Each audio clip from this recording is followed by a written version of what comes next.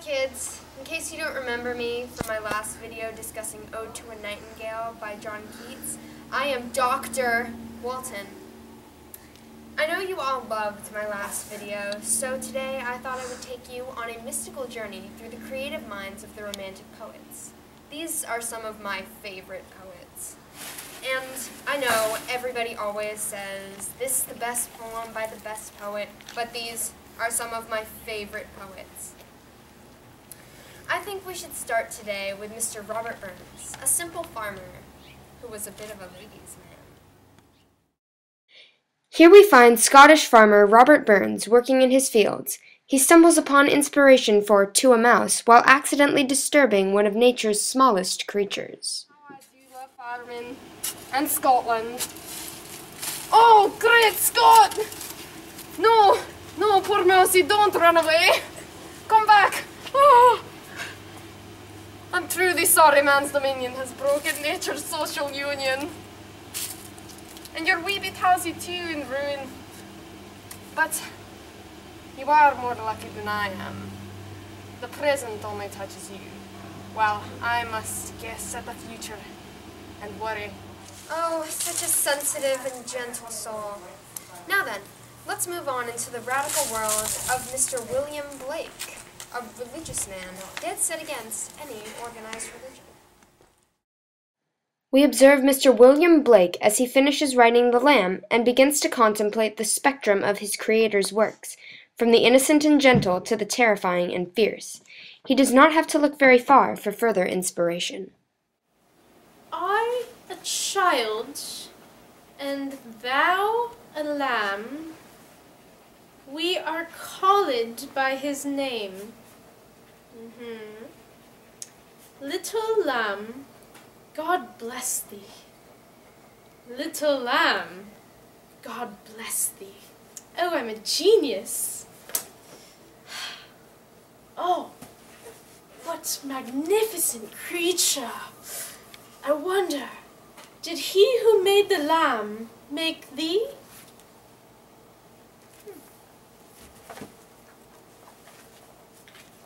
I wonder. Oh, such a complex mind. It's enough to bring a doctor like me to tears. Our next poet is what we might, in our modern world, call a nature freak.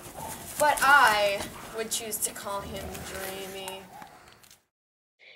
Here we see William Wordsworth in his natural habitat, appreciating the intricacies of nature. Inspiration strikes him suddenly as he walks.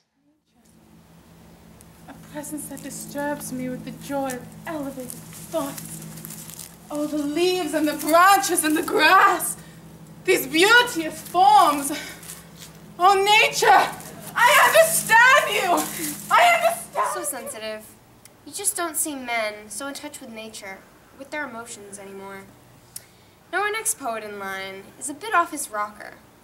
And his inspiration for his poetry, well, was I'll just let him show you.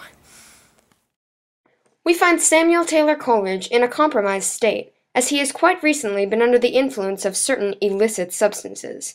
He wallows in his thoughts before spotting a large seabird in the sky, and his thoughts begin to turn. I feel alone, alone, alone, all alone. Alone on a wide, wide sea. Is that albatross? It can fly. No, I can't fly. It's so free. I'm not free.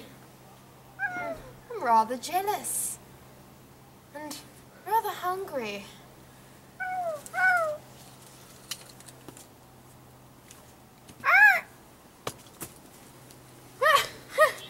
I did it with my crossbow. I shot the albatross.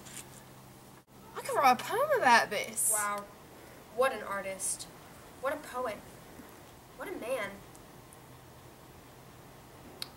Gatorade.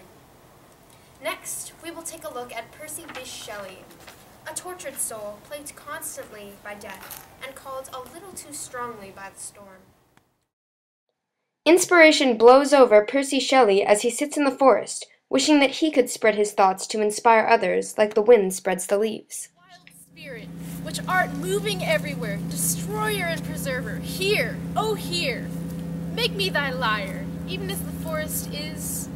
What if my leaves are falling like its own? Wind, oh wild west wind, spread my ideas, for they are great. Nothing's coming to me. I have nothing.